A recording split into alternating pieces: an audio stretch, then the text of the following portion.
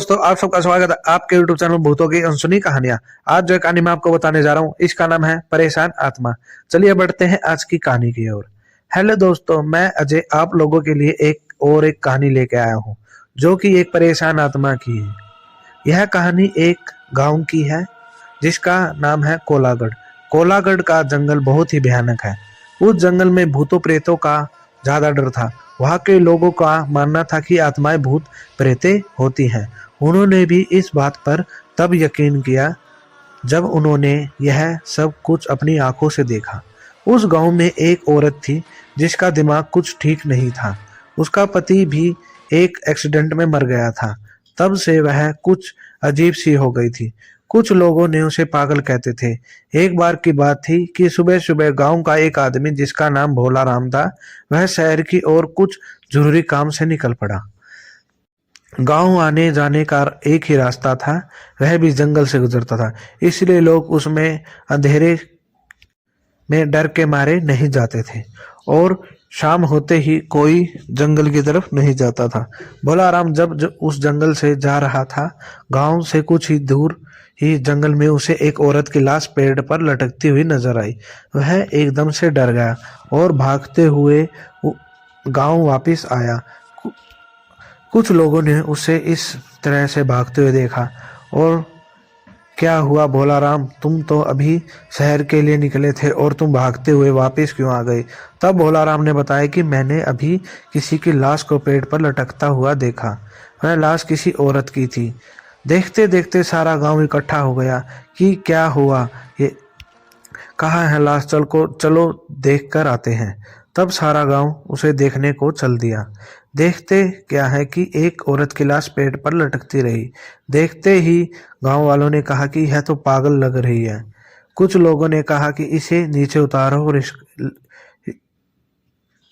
इसका देह संस्कार कर दो। कुछ लोगों ने कहा छोड़ो, इसका है ही कौन जो इसे आग देगा, वैसे भी इससे सारा गांव परेशान हो गया था, चलो इसे तो पीछा छूटा। कुछ बूढ़ों ने कहा कि ऐसा नहीं कहते, शरीर का दाह संस्कार करना जरूरी है, नहीं तो इसकी आत्मा भटकती रहती है। कुछ लोगों ने कहा कि तो जाकर कर उतार ले और उसका देह संस्कार कर दे। बड़े आए सुझाव देने वाले, वैसे भी इस जंगल में आत्माओं की कमी नहीं है और एक और आत्मा सही, चलो धीरे धीरे सारे लोग चलते बने। दोस्तों 8 दिन तक वह लाश ऐसे ही पेड़ पर लटकती रही, किसी ने उसे उतारा तक नहीं। एक दिन अचानक उस लाश की रस्सी टूटकर पेड़ पर अटक गई और पत्तों से छिप गई। समय बीतता गया। एक दिन गांव का हरिया नाम का व्यक्ति उस रास्ते से जा रहा था कि उसे वही पागल सामने दिखाई दी। वह एकदम डर गया, उसका शरीर कांपने लगा और उसके पलक झपकते ही वह गायब हो गई। हरिया ने सोचा कि मैं तो मन में ही सोच रहा था और वह आगे चल दिया। तभी एकदम उसकी ओर एक सांड दौड़ता हुआ आया और उसे जोरदार टक्कर मार के चला गया। हरिया उल्टा गिरा, उसके बहुत जोर से चोट आई। उसने जैसे ही पीछे मुड़ के देखा तो कोई नहीं। उसने जैसे ही फिर आगे देखा तो उसके आगे एक और औरत खड़ी थी। वह एकदम डर गया और कांपने लगा। उसकी शक्ल तो ऐसी थी कि एक तरफ गाल की हड्डियां और एक तरफ जला हुआ चेहरा, आंखें अंदर धसी हुई थी, नाखून बड़े बड़े। उसे देखकर ऐसा डरा कि वह बेहोश होकर गिर पड़ा। उसकी आंखें खुली तो वह एकदम डर गया। उसने अपने आप को घने जंगल के बीचों बीच पाया। उसके पेट में तो पानी हो गया। चारों तरफ से आवाजें आ रही थी, कहीं पत्तों में खरखर की आवाजें तो कहीं शेर के दहाड़ने की आवाजें। वह इतना डर गया कि उसे तो भागना ही नहीं आ रहा था। वह वहां से धीरे धीरे डरता हुआ जंगल में भटकता हुआ बाहर आया। उसे जंगल से निकलते निकलते अंधेरा हो गया था। वो अब और डर रहा था कि पहले एक भूत था, अब न जाने कितने भूतों से पाला पड़ेगा। आज मैं जिंदा नहीं निकलूंगा, नहीं। उसके मन में अजीब अजीब ख्याल आ रहे थे। वह भागता ही चला जा रहा था। भागते भागते वो न जाने कैसे उस जंगल से बाहर निकल आया। उसे इस हालत में देख के कुछ लोगों ने उसे पूछा कि इतनी रात को कहाँ जा रहे हो, तुम्हें डर नहीं लगता क्या? क्या? उसने कुछ भी जवाब नहीं दिया। उसे विश्वास ही नहीं हो रहा था कि मैं गांव में जिंदा आ गया हूँ।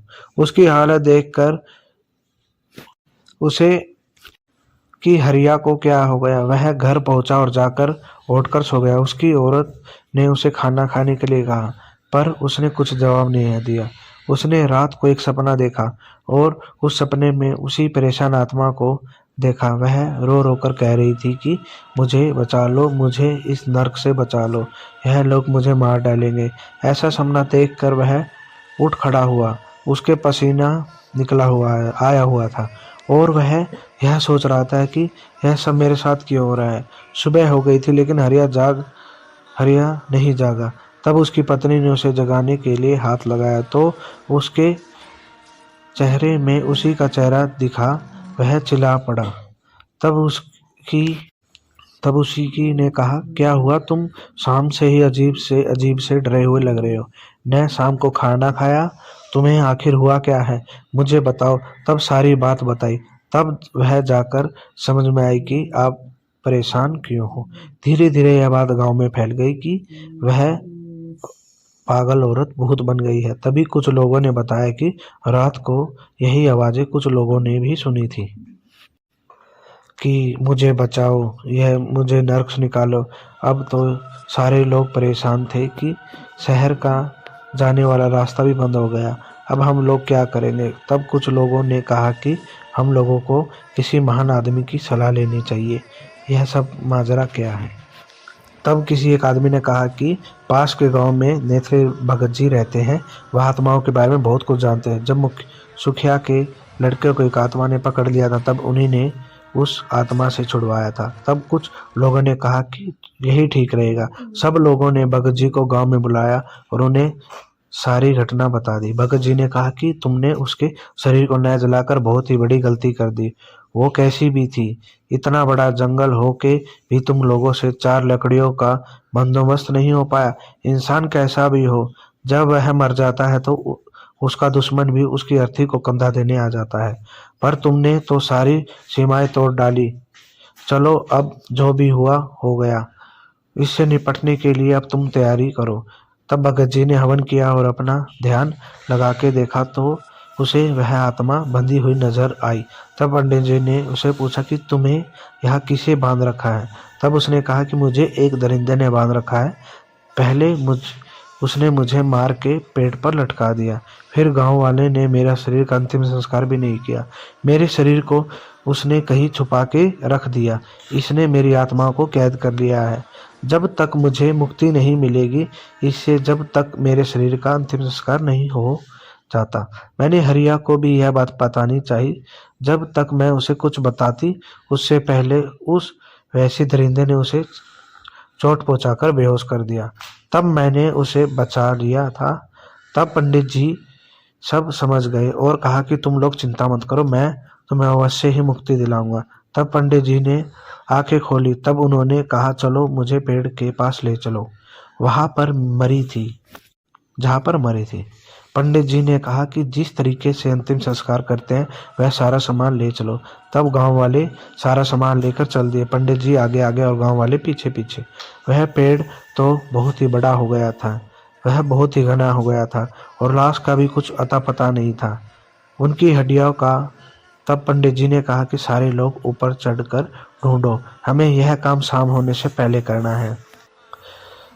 नहीं मिली तो सारे लोग सोचने लगे, लाश गई तो गई कहाँ, हड्डियां का पता कहाँ गई, एक भी हड्डी नहीं मिली। तब पंडित जी ने नींबू दे दिया सबको, कहा जहाँ ये नींबू लाल हो जाए समझ जाना कि लाश वही है। 2-3 घंटे बाद तक एक आदमी ने कहा, यह रही, यह तो हड्डियां का ढांचा है।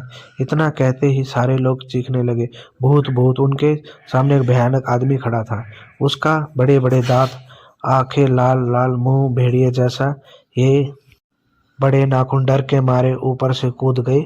1-2 उस भेड़िए ने ऐसे पकड़ के फेंका, वह सीधा नीचे उतर के गिर गिर हा हा चिल्लाने लगा, कोई नहीं ले जाएगा इसे, यह मेरी है, इसे मैंने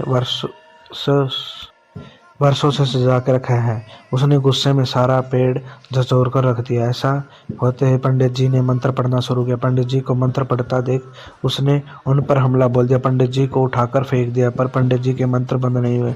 उन्होंने जो मंत्र पढ़ के उसके ऊपर मिट्टी फेंकी, उसके शरीर पर जहाँ जहाँ मिट्टी पड़ी उसका शरीर वहाँ से गलता रहा। उसका एक हाथ टूट कर गिर गया। वह पंडित जी के ऊपर ऐसा झपटा, पंडित जी उस जगह से हटकर और वह नीचे आ गिरा। पंडित जी ने फिर मंत्र पढ़ के उसके शरीर पर मारा, वह फिर से ढेर हो गया। उसकी आत्मा निकल के एक गांव वाले के अंदर घुस गई। उसने गांव वालों को ही मारना शुरू कर दिया। उसने तो एक का सिर धड़ से फाड़ दिया और एक का हाथ चबा गया। इतना खतरनाक होता जा रहा था।